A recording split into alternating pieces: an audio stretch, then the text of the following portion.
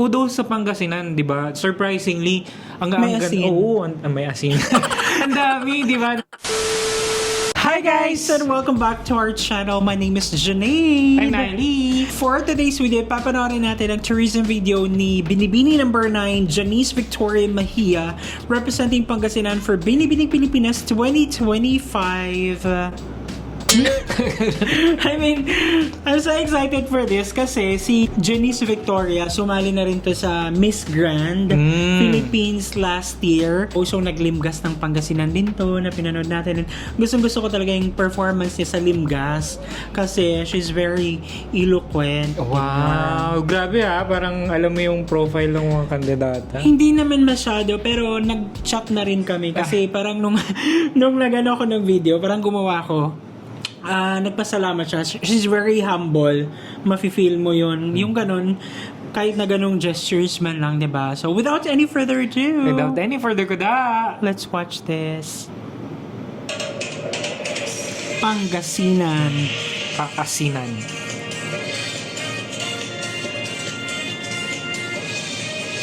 Oh. In fair.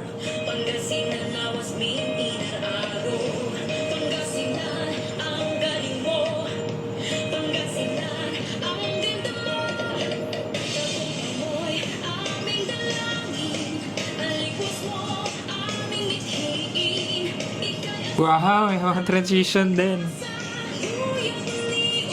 Urduhan.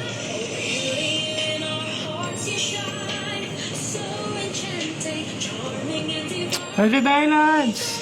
Wow, proud. Proud na namin yan, Yarn. Ay, wow! Ikaw daw. Hala, takbo ka din. Hala, sa lukap. Kimi. Tupig!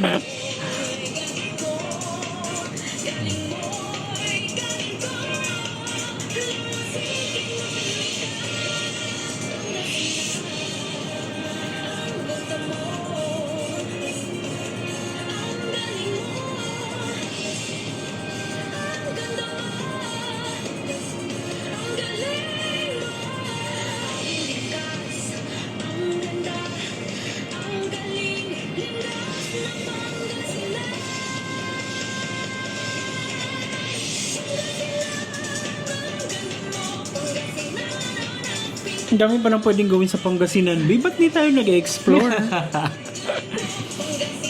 Ay, wow! Gusto ko yan.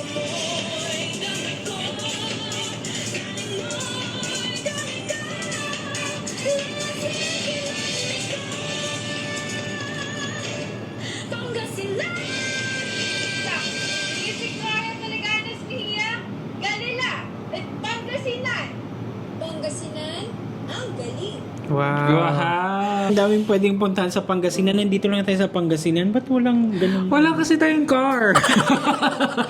Tsaka wala tayong time. Wala rin tayo, wala rin car. So, ayun. Ayun, I mean, Nakaka-happy lang. yes, true. Nakaka-happy and kumbaga, this is an improved version of a tourism video for a representative coming from Pangasinan. Oo. And gaya nga ng sinasabi natin, nakaka-happy din na kumbaga, mas lalong na-feature na, may ganun pala sa Pangasinan.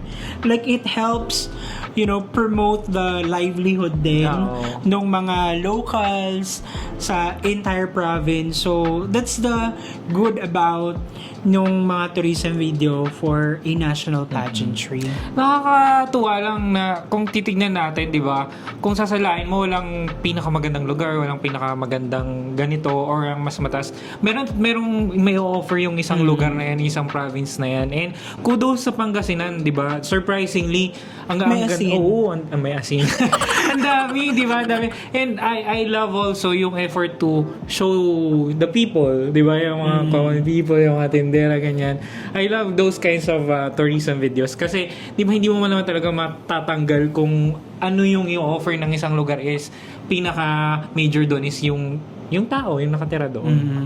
Alam mo kung ano yung naisip ko na good idea, actually pwedeng i-consider na giveaway or ano ba tawag yung yung token, yung parang pasalubong from Pangasinan. Tupig. Hindi.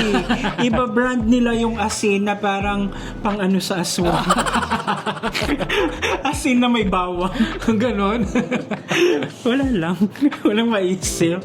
Ayan guys, and thank you so much at sinamahan nyo ka sa nagdaang video. If you like this video, don't forget to give it a thumbs up. If bago kayo sa ating channel, don't forget to subscribe and hit that notification bell para updated ka sa ating mga next uploads. And guys, thank you so much for watching our videos. We have a lot of videos done and we have a lot of videos coming, so keep watching us in the next video. Bye!